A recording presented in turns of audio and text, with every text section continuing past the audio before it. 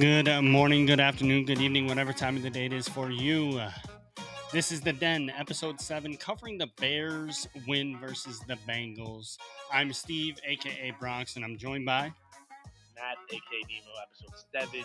Bears get their their second preseason, but third victory this preseason. Another big win this week against the Bengals.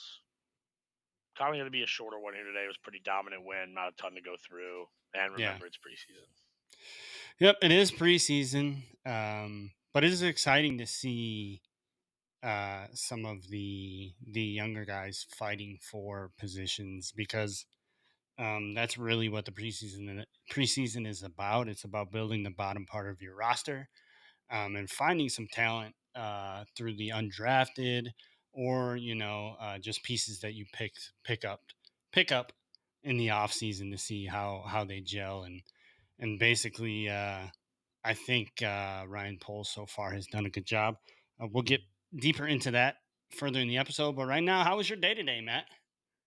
Oh, man, it's been hectic. Had to get up, moving in to college. This actually isn't my room. Moved in my stuff. I'm fully moving in this Wednesday. So as of this Wednesday, that will be my primary setup for probably until this January or February or this December. I mean, excuse me, when I have to come home for winter break. So been doing a lot of different scenes in the last few weeks where I've been filming, but starting next episode, I should be on a solid schedule. If you guys will see the same thing to help you guys out. But a bit of a hectic day. Kind of happy to get it over with. But excited to be here. How was your day? Yeah, mine was really good. So this is the fourth setup in 4 episodes. Third, Third. because I had the one when I was on vacation, and then I did two back-to-back episodes from my kitchen, and now this one from here. No, but then it was There's like, no overhead light in this place, by the way, guys. I'm sorry about the bad lighting. There's no overhead light. you're good, you're good. But my day, Yes. my they do, you guys. My my day was okay, man. We were out in Mount Prospect watching Dominic play baseball. Um, got 2 wins. His baseball team is 4-0 in the fall ball season, looking really good, looking really Oh strong. yeah. So we'll see what it's like moving on into the to the spring/summer season. He's on a new team, so it's getting used to some new kids. Yeah. New players, Yeah, new new new schemes. new friends to make. Their facility that they practice out of is absolutely incredible. So Mm-hmm. I'm excited for him, to be honest with you, and excited to see if he actually takes this opportunity on a different organization, different team, and runs with it. Oh yeah. I'm hoping he does. Now he will. Trust. Hoping he does. All right, moving on. We're gonna cover our game recap. We're gonna go over a little bit of some of the plays we saw and noticed. Just basically a recap of the game. um, Yeah. Bears win 27-3. Once again, the defense shines. Man, they haven't allowed a single touchdown in the last 2 preseason games. Um, and that's with our backups playing most of the game, right? And that just goes to show how good our depth, especially on the defensive side of the ball, is. Um, I just sort of wanted to highlight. Well, we'll highlight standout players in a little bit later, but overall, the defense to me is head and shoulders above our offensive progress at this time. Um, Mm. and I feel like watching these games, it just shows how much better our depth is, especially in the secondary. Like there were so many good plays that our secondary made, a lot of open field tackles that were made that that just that just shows how good that our defense is going to be moving on in the season. And if we have injuries, we have people that will plug in and play at a high level. So I'm really, really excited for the future of this team, especially this year, and hopefully that some of these guys don't end up leaving and they're pieces that can be depth moving forward and moving on to years to come.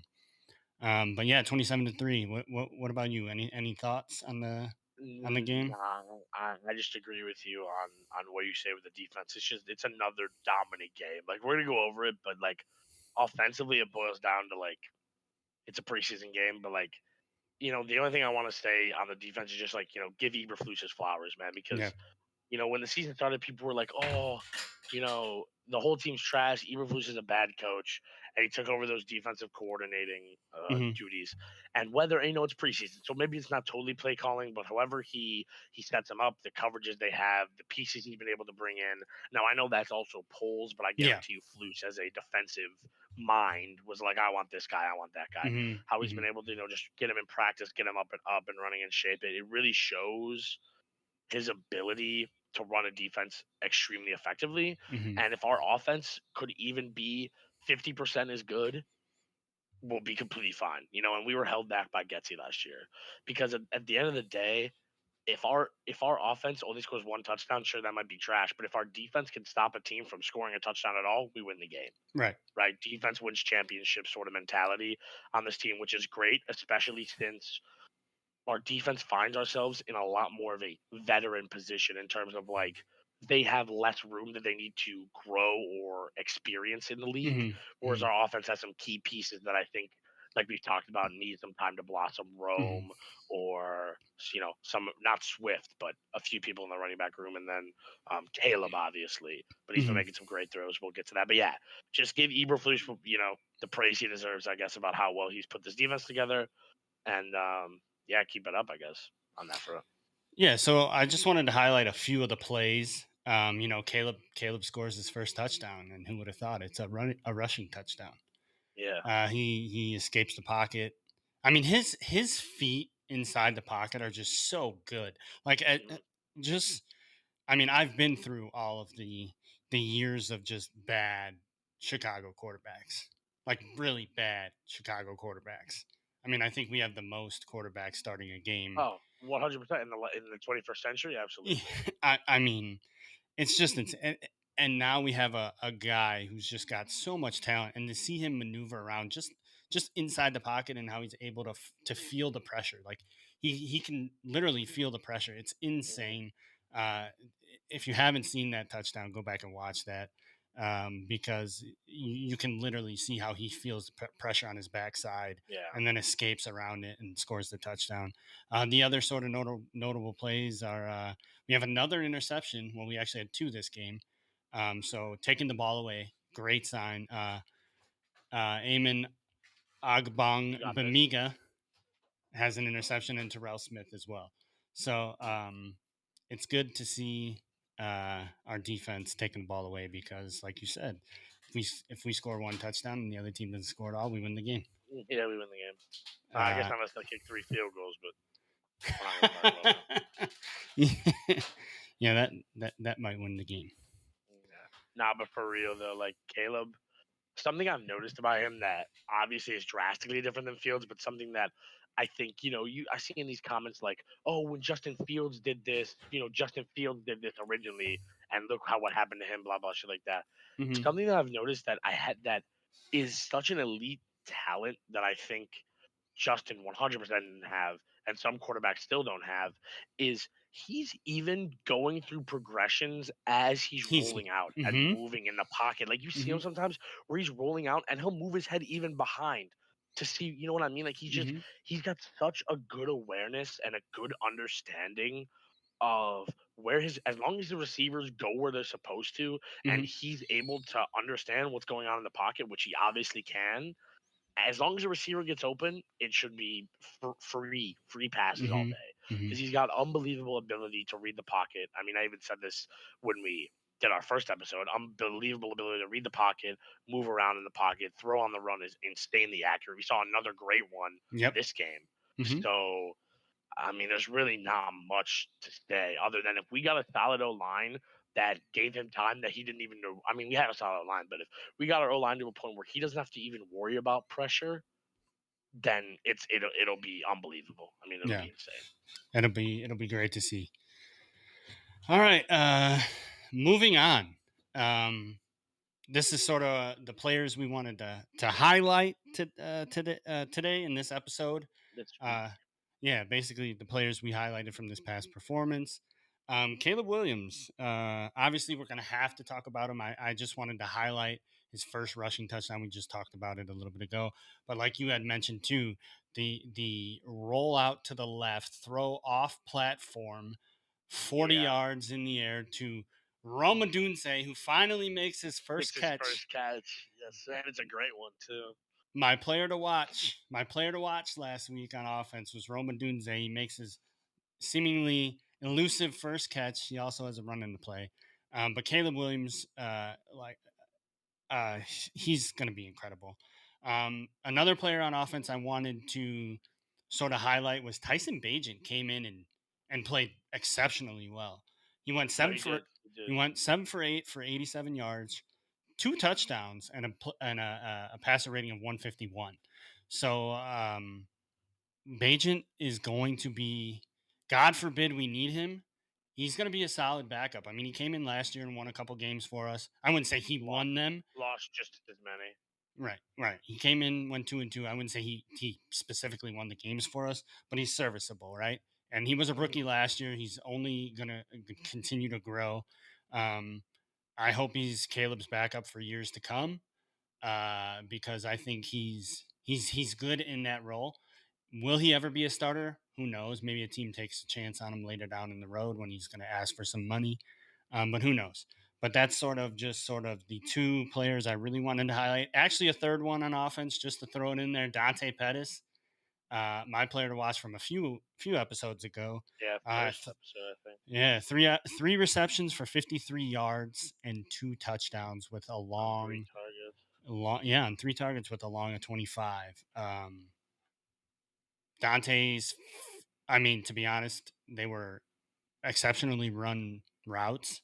So it made Bajan's job easier, but Bajan still had to get him the ball. So a great performance by Dante Pettis on the offensive side of the ball. And then sort of the defense, right? The defense who we've seen shine in this preseason. Just one player I sort of wanted to mention, actually a few of them. Josh Blackwell, who is a basically Kyler Gordon's backup, who Kyler Gordon finally came in and another player. All right, so I'm going to rattle off a number of names. All right, we're going to go Josh Blackwell, uh, Kyler Gordon, and Hardy. What's Hardy's? Daniel Hardy. Those three players to me just stood out. Yes, Amon had an interception and Terrell Smith had an interception, but Blackwell was the reason that they got that Abong Bamiga got his interception because he blitzed off the edge and hit the quarterback's arm as he was throwing. The ball was floating, and Amon comes and scoops it. He was all over the place. Return punt for us in that game. Made special teams plays.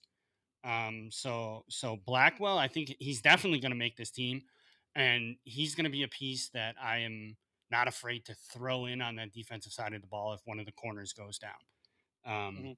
so he just really, his name was being called all day long. Daniel Hardy, coming off of the 2.5 sacks from last week, comes in and gets another sack this week and was just wreaking havoc in the backfield.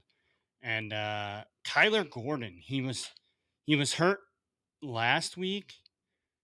He just came back to training camp this past week before the game. Was limited on Tuesday.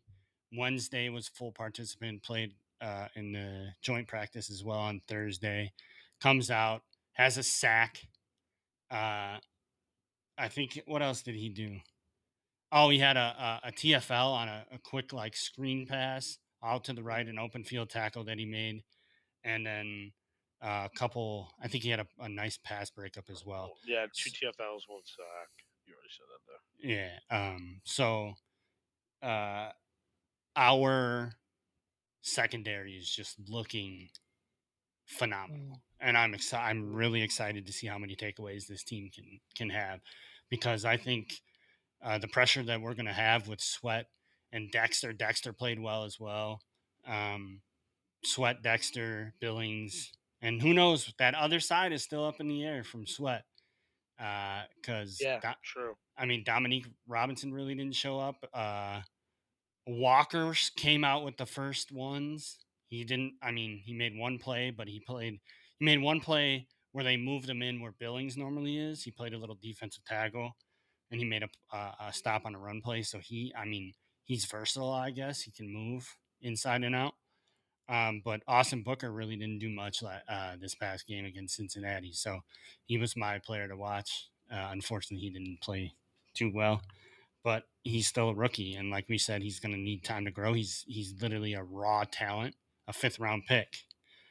So those are just our player performances that we wanted to highlight. I don't know if you had any that I didn't mention, or maybe No, you I don't have wanted to any player add to it. performances that I had to mention. You pretty much covered it perfectly. The only thing I'd say is this: I think was a good learning game for Caleb Williams in terms of he played he had good throws, but he also had some bad moments, and I think Yeah.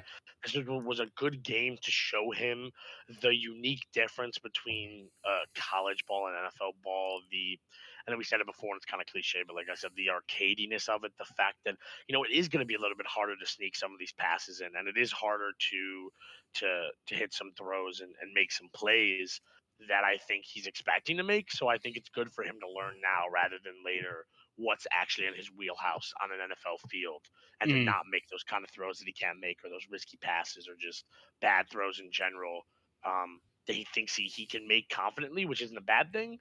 But to know really some things like that just don't translate to an NFL field like they would against some, red shirted 50-year, yeah. 27-year-old cornerback Yeah. at Iowa or something. Yeah. But yeah, I mean, Caleb first three drives, three and outs, three and outs. Um, hey, your boy Tory Taylor. Good punts today or Uh, the other day. yes, on a Saturday. The other day, Saturday. Yeah, Yeah, yeah. Three punts, 150 yards, 50 on the per, dot. 50 per. One of them landed inside the 20. Uh, he's one of them. He was in the end zone, and he boomed it, and I think it traveled 58 yards or something. Well, yeah, Maybe which would 58 something, 58 yards, 57, I think 57. and Well, he that was the long. I don't know if that's before roll or how they calculate that. yeah, I don't know either, to be honest. We'll have to look that up. But he basically outkicked his coverage on one of them because he just slammed it. It was crazy. That they returned W for fourth round quite a pick. bit. Yeah. I don't know, fourth round pick on a punter. But yeah, that's that's crazy. Um just sort of players that this is also a chance that I wanted to talk about players that I was hoping would have similar weeks that they had last week, um, but didn't really show up at all in the box score, and or I didn't really see much of them. Ian Wheeler, I'm kind of disappointed. He only got 2 carries this week. He only got 2 carries this week, and he was for 4 yards. One of them he got stuffed, and his other run was 4 yards. And then the other one is still like Colin Johnson. I don't know if he's still hurt. I know he's injured, but I mean, he made Yeah, but us. he left practice on what Wednesday or Thursday of last week. Yeah. It was like I towards the end of last week. So yeah. So I don't know if he's still injured or not, but I don't know. he. Could be a good thing though, or not a good thing, but a good thing for his chances in terms of like they don't want to rush him back, as in like they think he might be a beast, or it could be he's cooked because he's got an Yeah. injury that isn't so great. So we don't know Yeah. yet. I Yeah, don't. I don't know any I'm info on him. right because we went from the Colin Johnson game right to him being non-existent these last 2 preseason games, and that's somebody you're hoping can continue to provide some sort of consistency and be an option, like if we go five wide or if one of our wide receivers goes down. Unfortunately, like he looked like he was Yeah, on track to make this team at least. But the Bears are 3-0. The Bears are 3-0, and we're moving along. We're chugging along, and the defense is playing like the defense we expected, like they were the second half of last year when Eberflus took over. And they've continued to add pieces to that defense. And I mean, Caleb Williams, Rome Dunze, 1-9. The sky's the limit for this team. In all honesty. All right, moving on. We're going to talk about our PT Dubs, our players to watch from last week. Mine was my two, right? We picked one offense, one yeah. What defense. offense, what defense? I think we're going to do that for for the rest of the shows. But anyways, my offensive pick was Roma Dunze. He caught Caleb's off platform off platform throw for 45 yards. So he had one catch for 45 yards on two targets. He also was used on like a reverse. So he had a rush for 15 yards, which gave us a first down, showing his versatility that he's going to be a playmaker for this team. But overall, I would say my player to watch played pretty well. Rome played pretty well through the first half. He was only targeted twice, but once again, you have an offense with a lot of playmakers. Mhm. So two targets in a preseason game where they really went three and out in the first three drives. That's okay, right? Mhm. That's a decent game. Who's to say what it would have been like had it been a full game? But overall, I thought my offensive player to watch, Roman Dunze, was pretty good, pretty solid. My defense, however, Austin Booker, who I expected to play with the ones, he got a lot of reps with the ones. He was pretty quiet. He only had two tackles on the day. I'm not sure about any pressures. I know he didn't get any quarterback hits, so pressure is probably not there. So defensive side of the ball, not very great, but offensive side of the ball, I think I did pretty well with Roma Dunze. What about yours? So my two were. I'm gonna start with what's his face? Velus Jones Jr. because I think there's more to talk about here. Um, Yeah. not a great game. 6 rushes for 13 yards, 2.2 average. But I think this is a good sign for him that he's getting these reps because I think this almost solidifies him as that third running back over Ian Wheeler. Unfortunately, I know you've been pulling for him, but Hmm. because he's an athletic guy, he's a fast guy, and I think they do want to keep him, but that wide receiver room is just too damn stacked.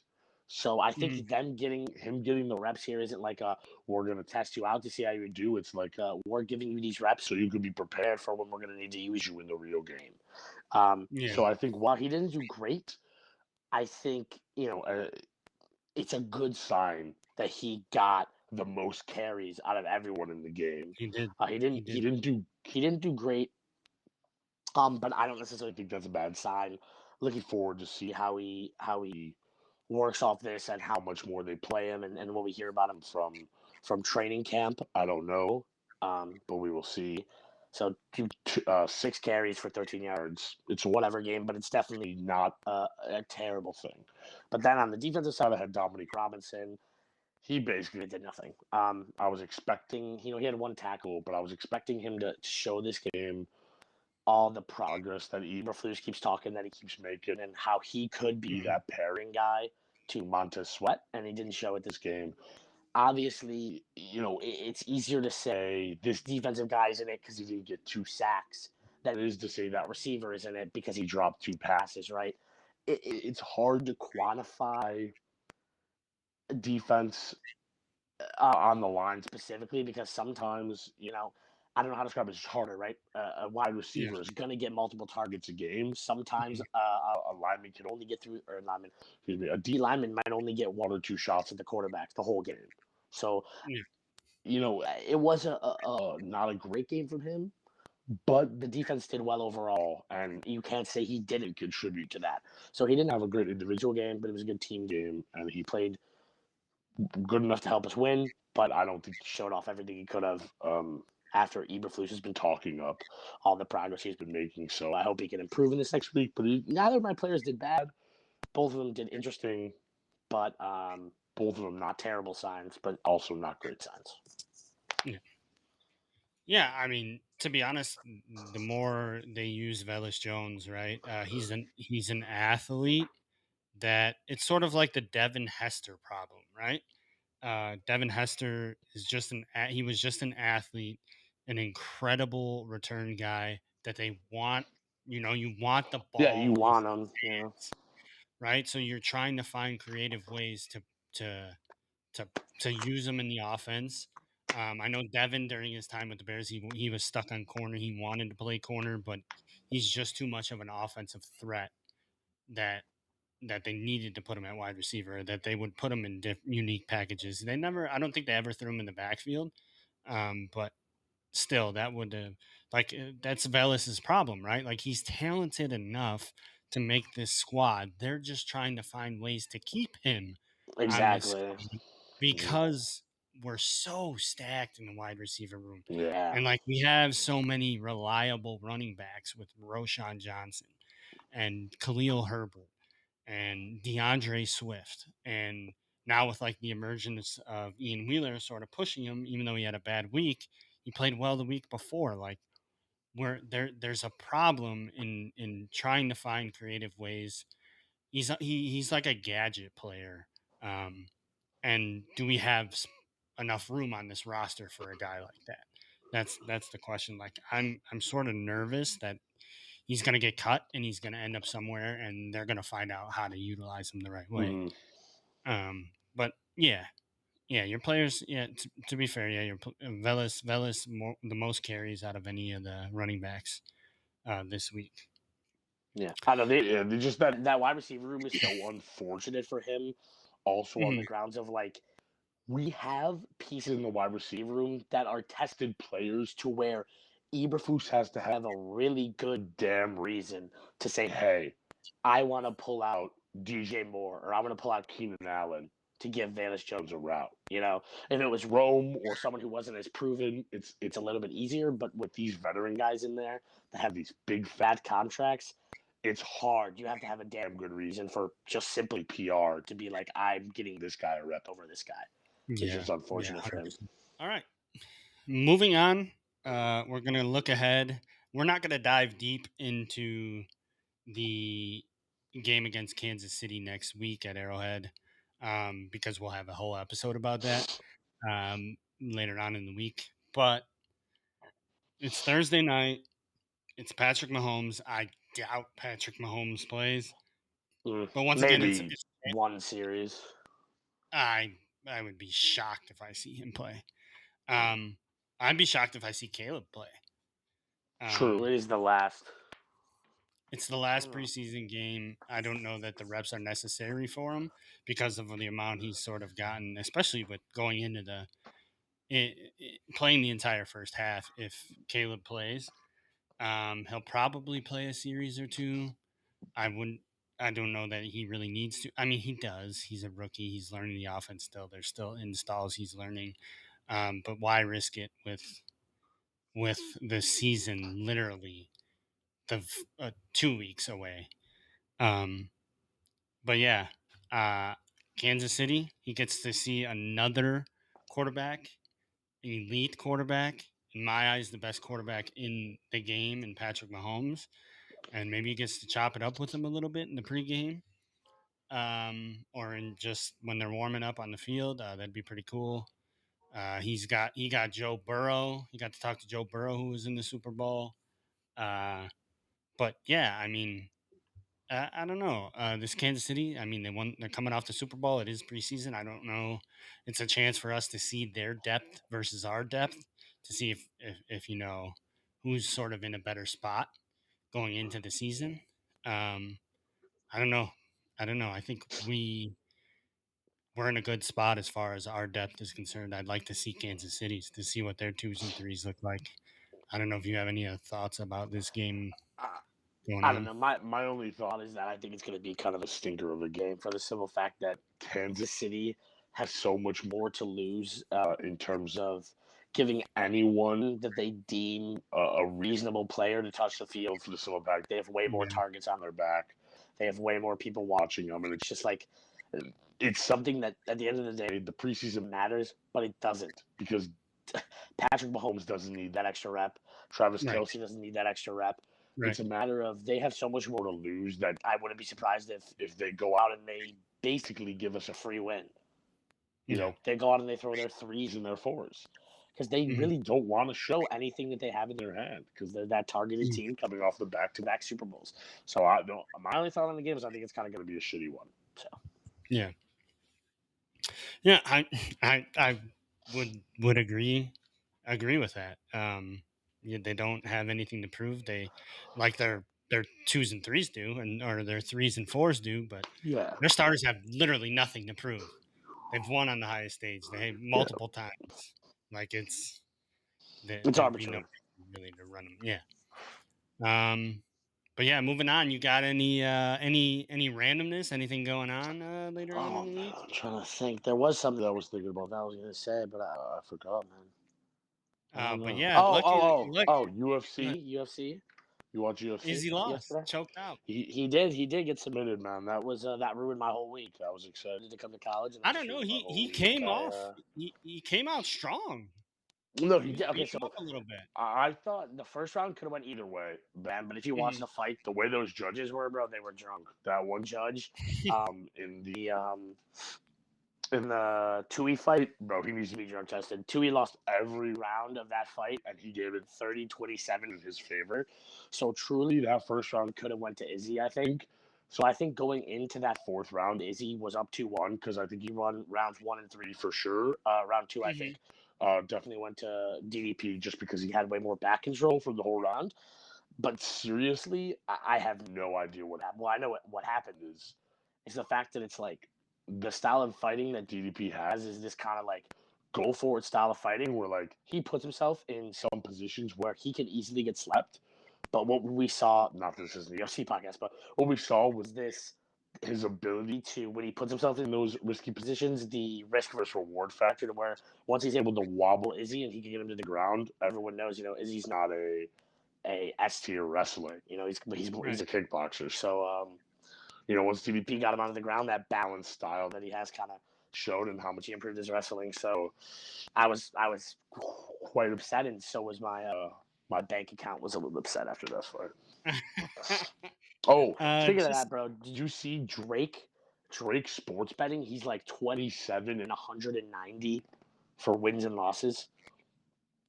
He has oh, 27 wins and 190 losses. They call it the Drake curse because every time he bets on UFC fighters, they lose.